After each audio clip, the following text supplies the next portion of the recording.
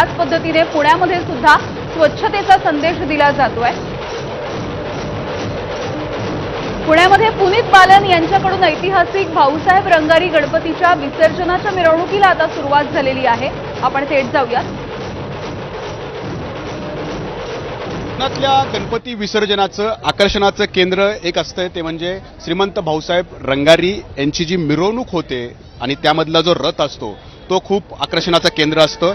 यावेळेला रथ जो आहे तो बदलण्यात आलेला आहे। या संदर्भात आपण माहिती घेणार आहोत। अध्यक्ष पुनीत बालन आत्ता आपल्यासोबत आहेत। रथ यावेळेला बदलण्यात आलेला आहे, काय आकर्षण असणार आहे यावेळेस? या वर्षीचं जे रथ आहे ती श्री गणेश रत्न रथ आहे।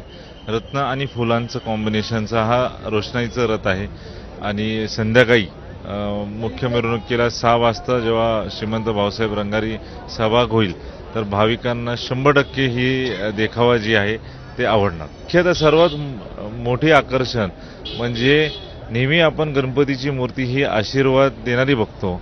एकमेव भारतातली मूर्ती अशी आहे जी आक्रमक स्वरूपात आहे आणि संध्याकाळी 2 पथकं आहेत जे दोन्ही नामांक पथकं आहेत आणि ताकदीने वादन करतील असे पथकं आहेत, रमणबाग आणि श्रीराम यांनी मर्दानी खेळ ही मुख्य आकर्षण असणार आहे।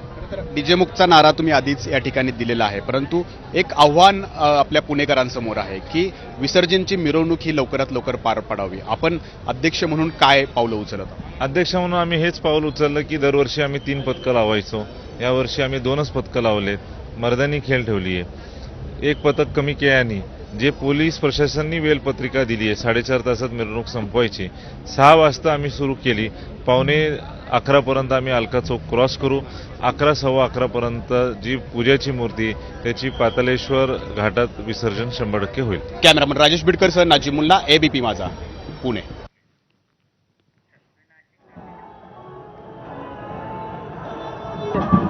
तर वेगवेगळ्या शहरांमधला हा गणेशोत्सवाचा उत्साह आपण जाणून घेतोय।